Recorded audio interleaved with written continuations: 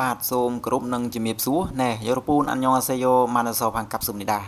បាទរីករាយស្វាគមន៍អ្នកទាំងអស់គ្នាជួបជាមួយនឹងខ្ញុំបាទលោកគ្រូវណ្ណៈនៃមជ្ឈមណ្ឌលបណ្ដុះបណ្ដាលភាសាកូរ៉េ VNK ហើយយើងជួបគ្នានៅក្នុងការចែករំលែកចំណេះដឹងភាសាកូរ៉េបាទដូច្នេះនេះគឺសម្រាប់សិក្ខាកាមទាំងអស់ដែលកំពុងតែសិក្សាភាសាកូរ៉េនិងសិក្ខាកាមដែលកំពុងតែត្រៀមឡើងទៅធ្វើការនៅប្រទេសកូរ៉េមិនមែនសម្រាប់គ្រូទេអធិស្ឋានណាបាទមិនមែនសម្រាប់គ្រូទេនេះគឺសម្រាប់សិស្សានុសិស្សដែលត្រៀមប្រឡងឬក៏ត្រៀមឡើងទៅធ្វើការនៅប្រទេសកូរ៉េបាទអូខេអញ្ចឹងទាំងអស់នេះគឺជាពាក្យប្រចាំថ្ងៃដែលយើងគួរចេះដើម្បីយកទៅសន្ទនាជាមួយនឹងជនជាតិកូរ៉េនៅពេលដែលយើងធ្វើការជាមួយគ្នានៅពេលដែលយើងហូបចុកជាមួយគ្នាស្នាក់នៅបាទឬក៏ប្រស្រ័យតាក់ទងផ្សេងឬក៏ការទិញអីវ៉ាន់ផ្សេងយើងនឹងមានការចែករំលែកបែបនេះគឺជាឃ្លាប្រយោគយកទៅប្រើប្រាស់ប្រចាំថ្ងៃតែម្ដងអញ្ចឹងទាំងអស់គ្នាមានប៊ិចមានសភៅកត់ទុកទៅណាបាទដើម្បីទុកយកទៅប្រើប្រាស់អញ្ចឹងឧទាហរណ៍ថា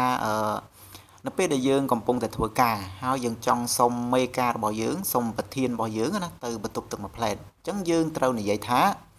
ផាន់ចាំងនីម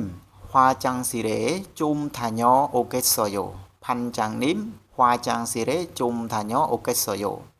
បាទអញ្ចឹងពាក្យថាផាន់ចាំងនីមនេះគឺបានន័យថាលោកប្រធានឬក៏លោកមេការហ្នឹងហើយណាបាទហើយហ្វាចាំងស៊ីលបានន័យថាបន្ទប់ទឹកបាទ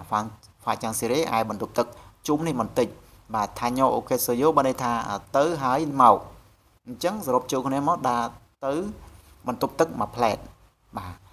លោកប្រធានខ្ញុំសុំទៅបន្ទប់ទឹកមួយផ្លែតឬក៏បន្តិចបាទនេះជាឃ្លាមួយប៉ុន្តែទាំងអស់គ្នាគឺត្រូវចាំថានៅក្នុងភាសាកូរ៉េគេមានភាសាសម្រាប់ភាសាផ្លូវការហើយនិងភាសាសម្រាប់និយាយធម្មតាក្រៅផ្លូវការអញ្ចឹង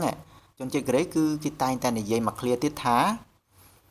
ហ្វាចាំងស៊ីរ៉េជុំកាតាវ៉ាសូយ៉ូណាហ្វាចាំងស៊ីរ៉េជុំកាតាវ៉ាសូយ៉ូអញ្ចឹងពាក្យទាំងពីរនេះគឺមានការប្រើប្រាស់ដូចគ្នាមានអត្ថន័យដូចគ្នាប៉ុន្តែមួយសម្រាប់មូណូឆេបាទមួយសម្រាប់មូណូឆេបានន័យថាភាសាផ្លូវការភាសាសរសេរហើយមួយនេះទៀតគឺសម្រាប់ភាសាក្រៅផ្លូវការគេហៅថាភាសានិយាយណាគួរឆេអញ្ចឹងគឺវាមានអត្ថន័យដូចគ្នាពីព្រោះអីពីព្រោះអ្នកខ្លះគាត់រៀនតែក្នុងសភៅដល់ពេលគាត់ទៅជួបគេផ្ទាល់នៅកន្លែងការងារគេនិយាយអាភាសាខាងក្រៅផ្លូវការនេះមកគឺគាត់អត់ដឹងថាម៉េចបាទអត់ដឹងថាម៉េចគាត់ធ្លាប់រៀនគឺ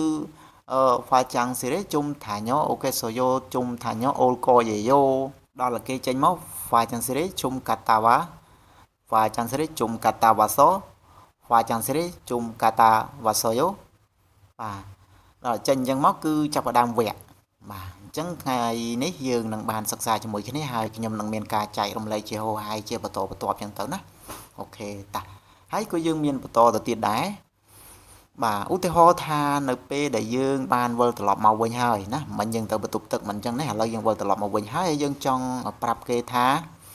ម៉េចបាទអញ្ចឹងគឺយើងត្រូវនិយាយថាខ្វាចាំងស៊ីរ៉េថាញ៉ូវ៉ាសូយ៉ូខ្វាចាំងស៊ីរ៉េថាញ៉ូវ៉ាសូយ៉ូបាទពាក្យនេះគឺបានន័យថាខ្ញុំបានវិលត្រឡប់មកពីបន្ទប់ទឹកវិញហើយណាបាទនេះគឺហ្វាចាំងស៊ីលបន្ទប់ទឹកបាទថាញ៉ូវ៉ាសូយ៉ូបានន័យថាបានត្រឡប់មកណាបាទបានត្រឡប់មកវិញណាអញ្ចឹងនៅក្នុងភាសាកូរ៉េក៏ដូចគ្នាទាំងដែរគឺជនជាតិកូរ៉េគេនិយាយមួយឃ្លាក្រៅផ្លូវការមួយទៀតភាសាប្រចាំថ្ងៃគឺគេតែងតែនិយាយថាហ្វាចាំងស៊ីរ៉េកាតាវ៉ាសូយ៉ូបាទឬមួយក៏ហ្វាចាំងស៊ីរ៉េកាតាវ៉ាបាទគឺបែបហ្នឹងណាកាតាវ៉ាកាតាវ៉ាសូកាតាវ៉ាសូយ៉ូបាទគឺបែបហ្នឹងមានអត្ថន័យដូចគ្នាណា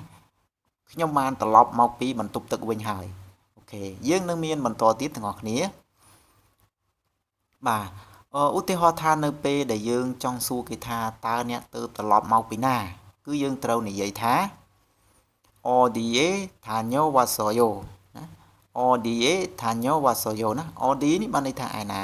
បាទអូឌីអេណាឯណាទីណាកន្លែងណាថាញ៉ូវ៉ាសូយ៉ូបានន័យថាបានត្រឡប់មកណាបានន័យថាទៅ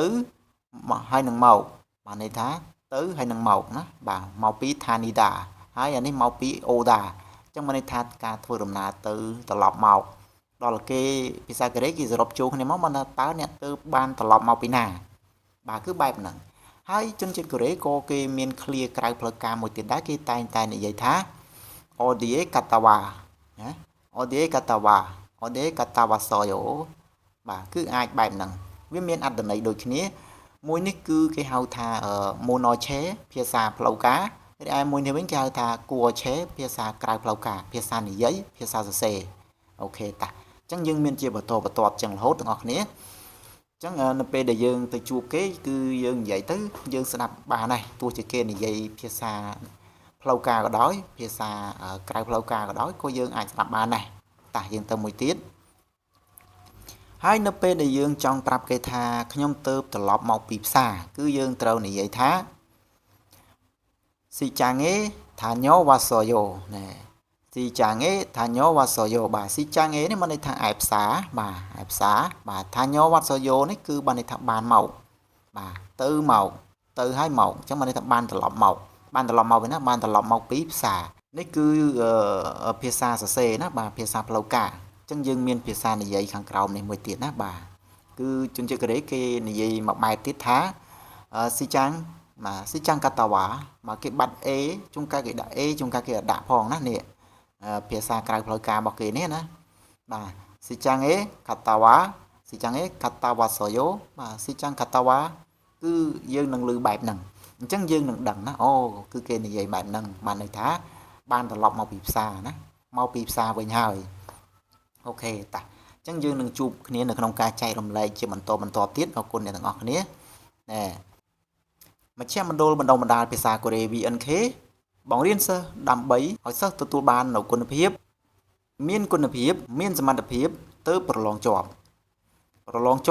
ទើបអាចទៅធ្វើការនៅប្រទេសកូរ៉េបានបង្រៀនដោយការពន្យល់លម្អិតច្បាស់លាស់ដើម្បីឲ្យសិស្សងាយស្រួលយល់ងាយស្រួលរៀននិងរៀនឆាប់ចេះទទួលចុះឈ្មោះសិស្សជារៀងរាល់ថ្ងៃមានការបញ្ចុះតម្លៃពិសេសនៅសល់ត្រឹមតែ$80ប៉ុណ្ណោះតម្លៃពេញគឺ$120បង់ថ្លៃសិក្សាតែម្ដងរៀនរហូតដល់ប្រឡងជាប់ផុតឱកាសបញ្ចុះតម្លៃនេះនឹងត្រូវបង់ថ្លៃសិក្សាដូចធម្មតាវិញដូច្នេះសូមប្រញាប់ឡើងកុំឲ្យឱកាសដ៏ល្អនេះកន្លងផុតឲ្យសោះសូមតាក់ទងតាមរយៈលេខទូរស័ព្ទ093 35 79 47និង061 28 87 26សូមអរគុណសូមជម្រាបលាអានយ៉ង